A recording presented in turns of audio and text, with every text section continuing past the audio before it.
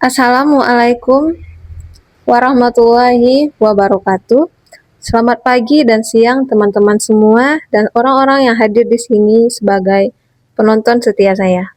Perkenalkan, nama saya Merianti Ardila. Saya berasal dari Prodi Ilmu Komunikasi semester 1 di Universitas Terbuka. Berdasarkan tema kita hari ini, yaitu bagaimana menghasilkan cuan di era digital yang kreatif dan produktif ini. Selain berkuliah, sehari-harinya saya juga berprofesi sebagai konten kreator di bidang beauty yang sehari-harinya membuat video tentang produk skincare, make up, dan mereview produk-produk yang lagi viral.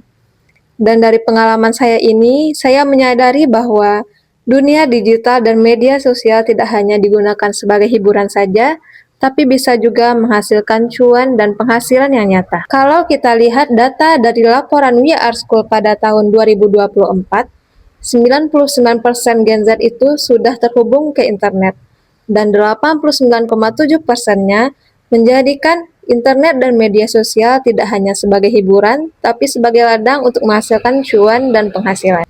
Dan teman-teman tahu apa artinya? Artinya kita memiliki peluang yang sama dengan mereka, tinggal bagaimana kita memanfaatkannya agar peluang tersebut bisa bermanfaat untuk kita ke depannya. Teman-teman, kita yang hidup di era digital sekarang sangat berbeda dengan generasi sebelumnya. Karena apa? Karena untuk di generasi sebelumnya, kita harus lulus kuliah dulu, harus memiliki pendidikan yang tinggi, gelar yang tinggi untuk bisa bekerja yang layak dan berpenghasilan yang tinggi.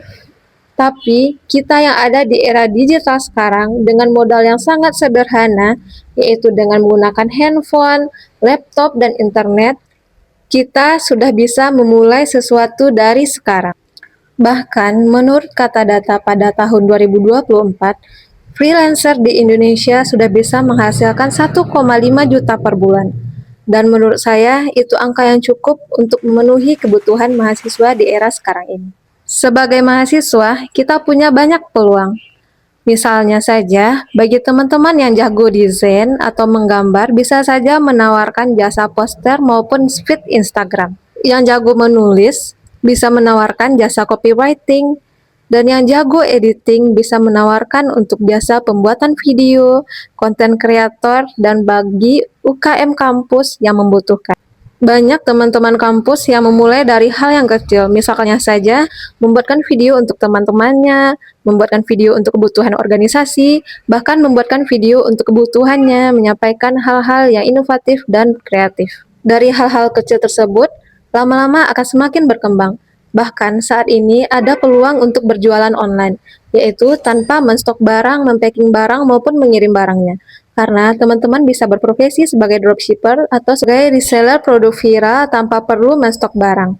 Teman-teman bisa membuat video tentang suatu produk, membagikannya di Instagram maupun di TikTok, dan bisa mendapatkan komisi dari produk yang sudah terjual. Itu sangat realistis untuk kita yang sedang berkuliah. Saya sendiri merasakan bagaimana media sosial itu menghasilkan peluang yang sangat besar.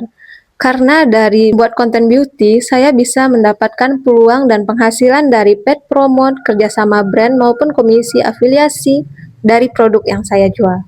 Dan jenis kontennya tidak yang selalu terlalu rumit. Bahkan sekarang yang viral justru konten-konten tentang kehidupan sehari-hari. Contohnya saja, bagaimana mahasiswa menjalani kehidupannya sehari-hari sebagai mahasiswa.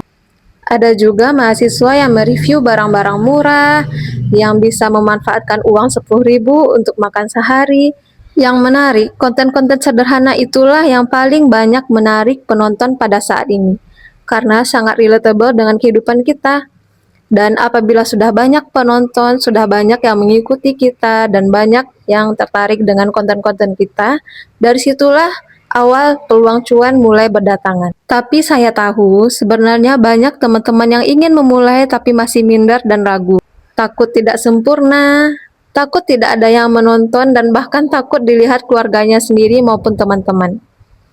Tapi ketahuilah, semua influencer, freelancer, pembisnis, dan konten kreator yang terkenal saat ini, mereka juga mulai dari hal-hal kecil. Bisa lihat di akun-akun konten kreator yang sangat viral sekarang, pada awal kontennya seperti apa? Apakah langsung banyak yang menontonnya? Tidak juga, tapi yang membedakan mereka dengan kita adalah satu hal, yaitu mereka berani memulai duluan. Teman-teman, sebagai pemula kita tidak harus membuat sesuatu yang besar. Kita bisa mulai dari hal kecil terlebih dahulu.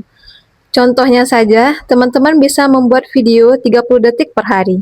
Atau mencoba menawarkan jasa editing ke kampus maupun bagi teman-teman yang membutuhkan. Langkah kecil tersebut lama-lama akan menjadi kebiasaan.